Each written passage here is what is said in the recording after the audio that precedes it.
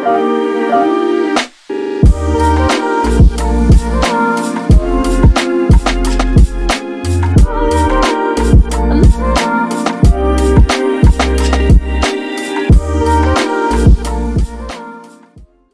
ya, kelihatan. Oke. Bismillahirrahmanirrahim. Di sini saya akan eh, sharing tentang Introduction Convolution Neural Network atau pengenalan dari CNN. Sebelum kita masuk ke CNN, pertama kita perlu mengetahui dulu dari AI. AI itu adalah kemampuan komputer atau mesin untuk melakukan tugas yang biasanya membutuhkan kecerdasan manusia, seperti pengambilan keputusan, pengenalan suara, atau bermain game atau bermain game.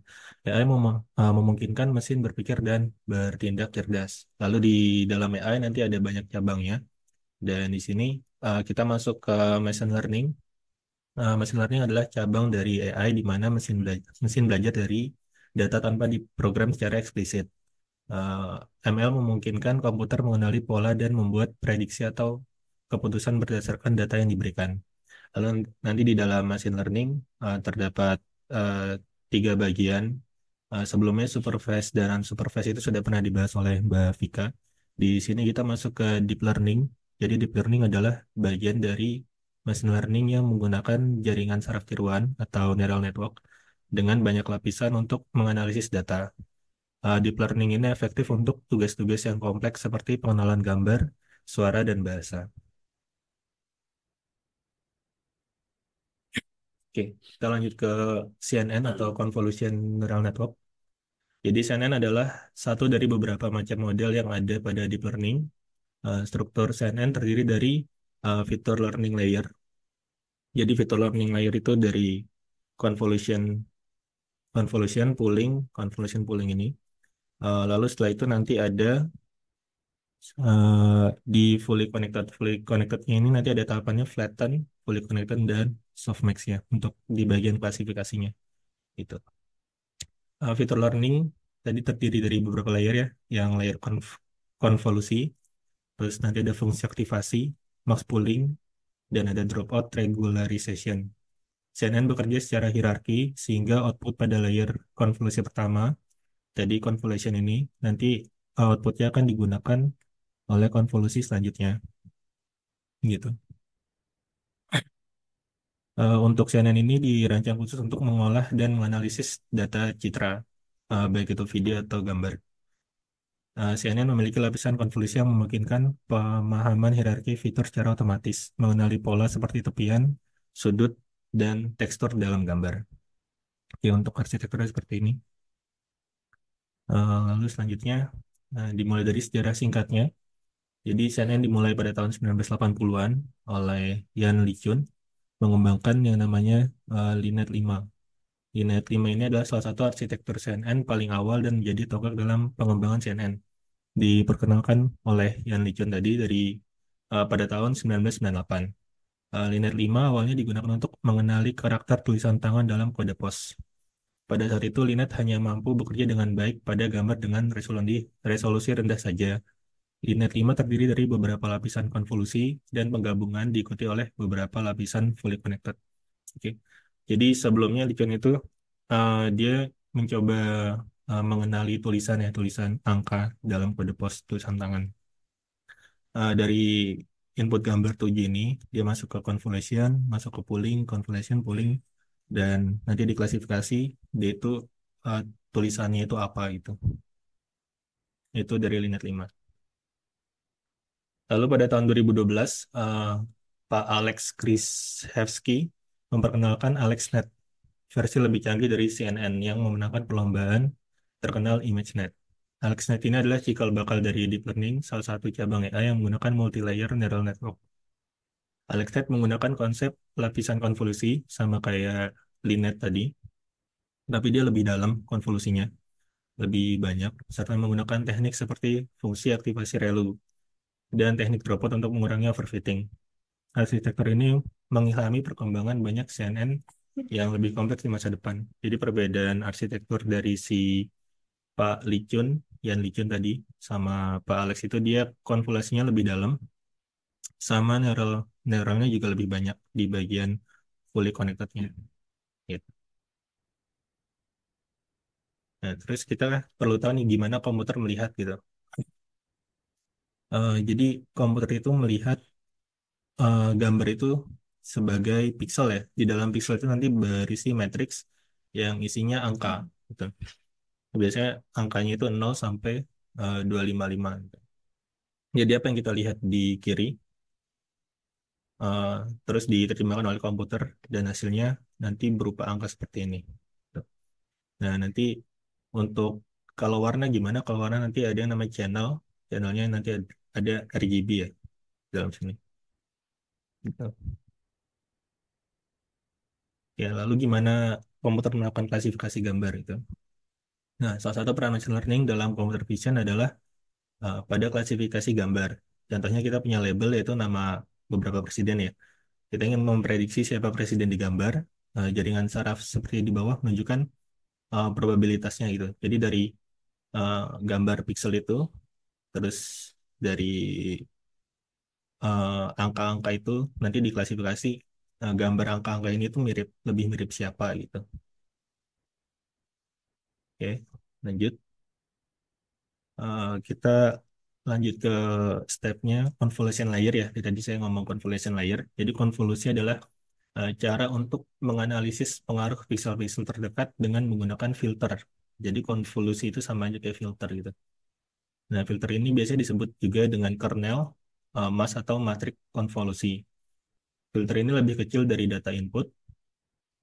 Convolution layer berfungsi untuk mengenali atribut-atribut unik pada sebuah objek.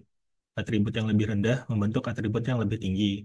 Contohnya dari wajah, nanti wajah dikonvolasi, dia dapat matanya, hidungnya. Nah, dari hidungnya, matanya nanti dapat lagi garisan, lengkungan, bintik hitam gitu. Jadi dari high level nanti dapatnya low level, paling kecil. Oke, tadi convolution layer kan saya bilang sama seperti filter ya, pengertiannya gitu. Jadi proses filter itu gimana sih? Jadi misalnya kita di kiri itu punya image ya, image udah bentuk pixel seperti ini, 01. Misalnya 01 gini. Nah, yang jalan ini namanya matriksnya. Gitu. Nah, matriksnya ini kan ada dikali berapa, dikali berapa, dikali berapa, 3 kali 3 ya matriksnya. Nah, nanti dari hasil perhitungan itu, dari image yang dihitung ulang, nanti akan menghasilkan yang namanya convolved feature. Nah, convolved feature ini adalah hasil dari perhitungannya. Jadi kalau misalnya kita sering pakai filter ya, mau di manapun kayak di IG itu, nah itu perhitungannya sama gitu. Jadi dari original, kalau secara kasat mata ya, kasat mata manusia dari original, kalau misalnya dia perlu ditajemin, nanti untuk matriksnya, matriks 3 kali 3-nya, nilainya 0, min 1, 0, sekian. Nah, kalau misalnya dia mau ngedetek garis-garisnya aja gitu, nah nanti bisa pakai matriks ini. Nah kalau misalnya dia mau ngedetek lebih lebih tebal lagi gitu garisnya, nanti bisa pakai matriks ini. Jadi intinya konvolasi itu dia membuat filter dari gambar yang original. Jadi bentuknya banyak gitu. Kayak contohnya ini di Serpent dan ini di apa garis-garisnya lebih dipertajam gitu. Gitu. Nah, jadi kita ada kernel matrix ya atau si emas ini. Jadi kernel ini acuan untuk membuat convolved feature tadi. Jadi tadi kan ada yang bergerak ya. Nah, ini tuh namanya kernel matrix untuk acuan perhitungannya. Jadi misalnya nih 0000 dikali eh, 0 kali 0, terus 1 kali 0, 2 kali 0, 3 kali 0. Ini kan kebetulan 0 ya. Nah, kalau misalnya yang kita satu step ke sebelahnya, berarti ini 0001 kali 3. Nah, berarti ini kita menciptakan nilai baru, yaitu 3 di sini. Nah, nanti bergerak lagi, satu lagi ke sini, misalnya berarti ini 2, ini 6. Nah, nanti dapat 8. Jadi kernel matriksnya itu adalah si matriks acuannya ini untuk melakukan perhitungan. Oke. Di sini juga ada stride. Jadi stride itu ketika kita menghitung ini, Kita kan lengkap satu ya, satu langkah dari atas, nanti satu langkah ke kanan, satu langkah ke kanan, satu langkah ke kanan, nah terus dia ke bawah, sampai mentok sini ke bawah. Nah itu namanya straight, jadi langkahnya itu adalah straight. Kalau misalnya dia hanya lompat satu langkah, itu straightnya nilainya satu. Nah kalau dia lompatnya dua langkah, straightnya sama dengan dua. Tuh. Nah, straight ini nanti berpengaruh sama hasilnya. Jadi semakin besar nilai straight, maka semakin kecil gambar yang dihasilkan. Eh, ini nanti pengaruh juga sama hasil hasil gambar yang kita filter juga. Berarti kan banyak fitur-fitur kecil yang akhirnya kelewat gitu. Kayak misalnya di nilai 445 ini. Nah, dia nanti kalau misalnya straight kita dua, dia bakal kelewat gitu. Dia akan mulainya dari sini lagi. Nah, setelah itu kita berbicara padding.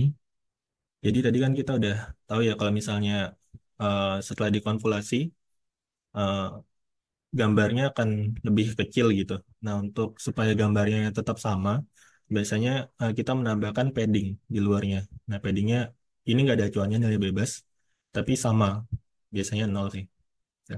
Jadi kalau misalnya kita tambah paddingnya 2 sini, nah nanti gambarnya itu akan hasilnya akan sama seperti gambar inputnya gitu.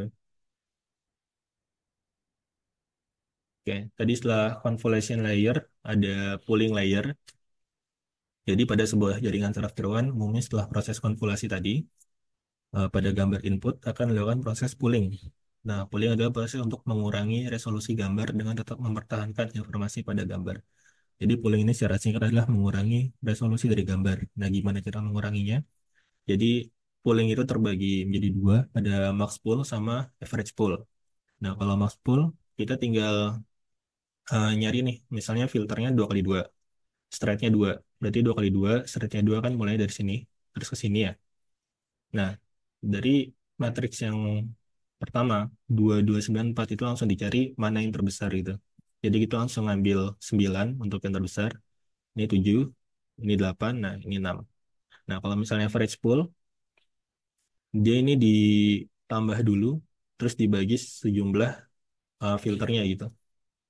Misalnya ini 2 tambah 2 tambah 9 tambah 4, lalu ntar dibagi 4 gitu, dapat 4,25. Gitu. Jadi sebelumnya nanti hasilnya seperti ini, terus pool, dilakukan pooling lagi, sampai hasilnya akhirnya kotak-kotak gitu pixel. Karena yang diambil nilai-nilai ini gitu. Oke, terus kita masuk ke fully connected layer. Neuron dalam lapisan ini terhubung ke semua aktivasi dalam lapisan sebelumnya. Sering digunakan untuk tugas klasifikasi di lapisan terakhir. Fully connected layer ini memiliki beberapa hidden layer, activation function, output layer, dan loss function. Jadi nanti ada tahapan flatten. Jadi flatten ini adalah fitur map yang dihasilkan fitur extraction layer masih berbentuk multidimensional array. Terus kita flatten jadi sebuah vektor gitu, satu vektor panjang. Nanti jadi input dari si fully connected layer itu. Nah, ini referensinya. Mungkin kita kita coba buka salah satu referensinya biar ada gambaran.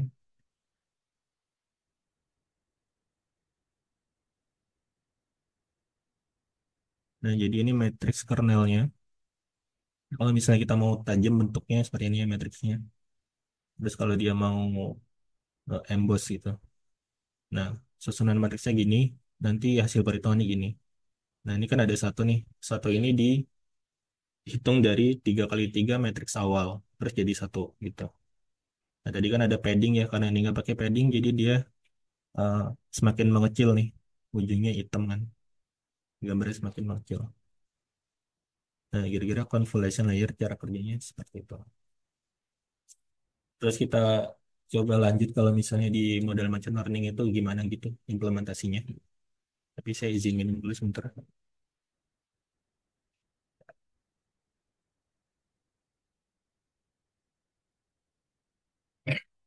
Oke.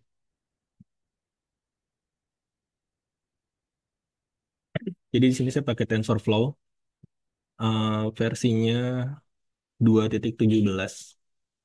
sama Python-nya 3.10. Di sini saya ngambil data olahnya itu dari ininya di coding ya, Rock Paper Scissors.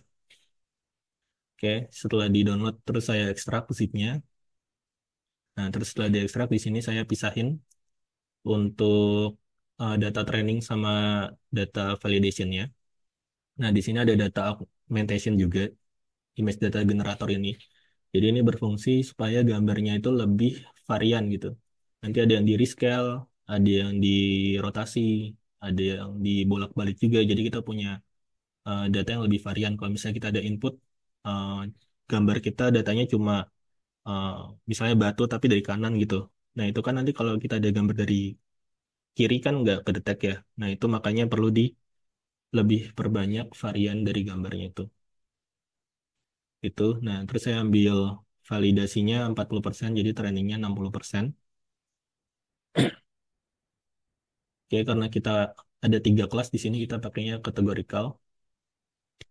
Ini udah pemisahan dari validation set sama training setnya. Oke. Nah, setelah dipisah, baru kita masukin ke modelnya. Sini pakai model sekuensial. Nah, di sini ada convd, sorry, ada maxpool, ada convd. Nah, conv2d ini adalah convolution layer tadi. Input shape ini gambaran yang dimasukin, jadi 150 kali 150. Tiga ini karena kalau nggak salah RGB. Tuh, nah, 32 ini apa? Ini 32 filter. Kalau tadi kita kan satu filter ya. Misalnya kita mau sharpen lebih tajam atau blur. Nah, ini di model ini ada 32, di layar ini ada 32 filter dengan kernelnya 3 kali 3, matriksnya 3 kali 3. Tuh. Nah, terus setelah itu baca di sini aja. Setelah itu nanti di max pooling, berarti diambil yang terbesar, udah kita kasih efek nih. Nah, terus kita ambil pixel terbesar. Itu tadi kalau nggak salah kernelnya 2 kali 2. Jadi dari matriks 2 kali 2 diambil nilai terbesarnya. Nah, terus dilakuin konvolasi lagi. Ini 64 filter. Terus dikonvolasi lagi 128 filter. Konvolasi lagi 512. Nah, terus terakhir di flatten. Tadi flatten dibikin vektor panjang ya. Baru masuk ke layer dense. Layer dense ini fully connected tadi. Dari 512 tadi, barulah diklasifikasi dia 3 kelas gitu. Menggunakan softmax. Terus ini compile modelnya. Kita menggunakan optimizer ya, optimizer Adam. Nah, karena kita pakainya 3 kelas, kita pakainya categorical cross entropy. Kalau misalnya 2 kelas itu pakai binary. Nah, di sini sih ada fungsi untuk akurasi.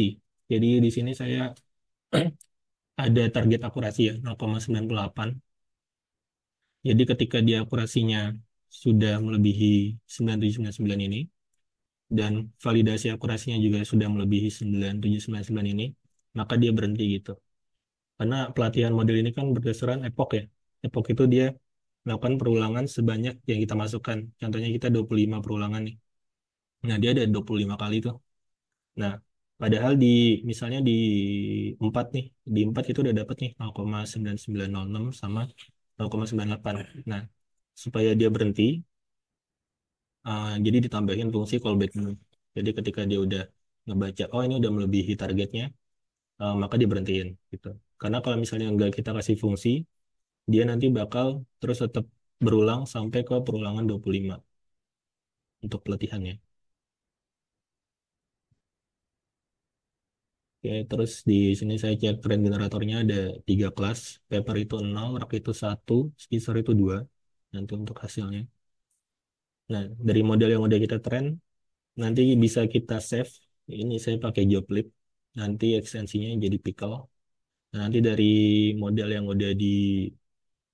udah diimport ini bisa kita pakai di web gitu. Kita nggak usah ngelatih lagi, tapi nanti tinggal kita pakai aja modelnya.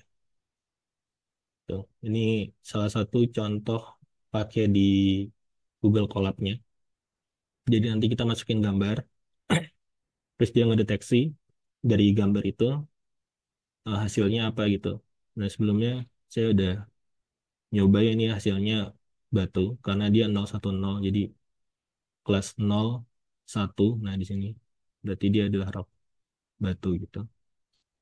Nah, untuk di Google Colab em, nggak bisa, saya bisa tapi nanti lama gitu karena dia perlu training model dulu. Jadi kita coba cek di deploy-nya aja. Oke, ini kita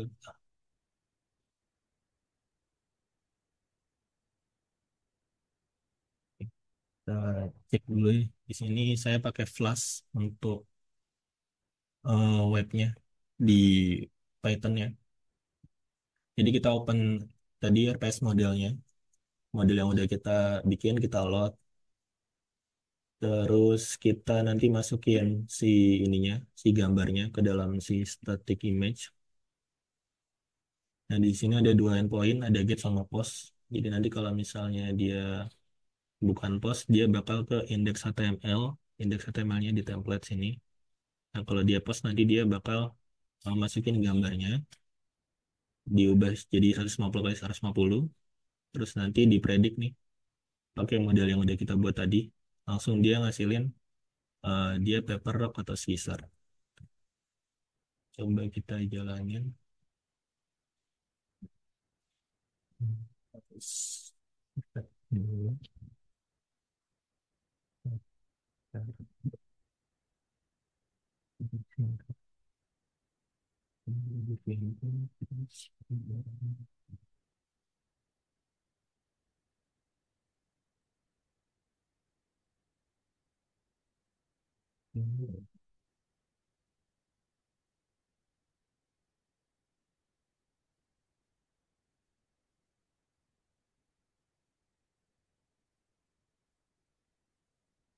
Oke, no.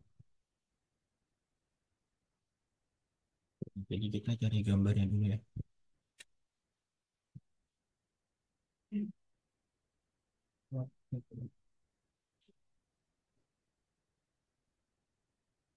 Misalnya ini deh.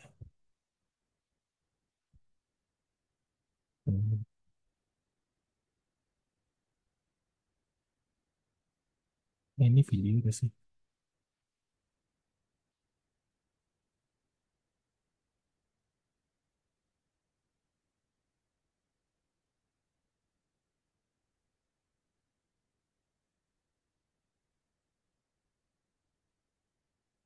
Ini terus kita prediksi. Nah, hasilnya paper. Nah, kalau misalnya kita cari yang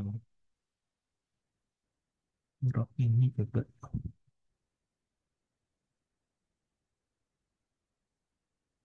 Dia bisa mengenali. Oh, dia web. Oh, ini aja nih.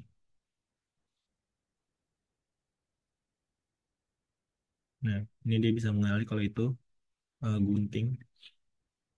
Terus contoh satunya lagi. Ini mau.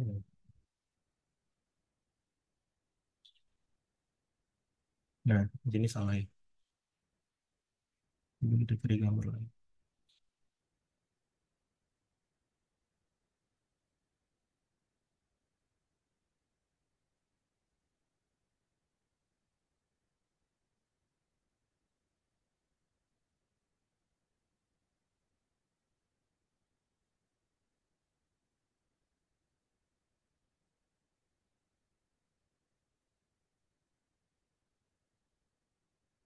Oke. Jadi ini mau ya rock. Terus kalau misalnya yang ini, nah dia ada error. Nah, error ini biasanya atau salah prediksi ini biasanya bergantung sama data yang kita masukin itu. Nah, kebetulan di datasetnya di coding, dia punya datasetnya itu belakangnya hijau semua gitu. Jadi dia harus memprediksi ke depannya dipakai untuk yang memang belakangnya hijau semua. Jadi kalau misalnya kita masukin ini yang belakangnya putih, dia prediksinya juga akan salah tuh. Jadi data olahnya itu akan berpengaruh sama data apa yang akan kita gunakan selanjutnya. Ya ini pun dia harusnya juga salah. Nah, introduksinya paper. Jadi seperti itu. Mungkin karena sudah habis, saya kembalikan ke Habib, ke moderator ya. Terima kasih.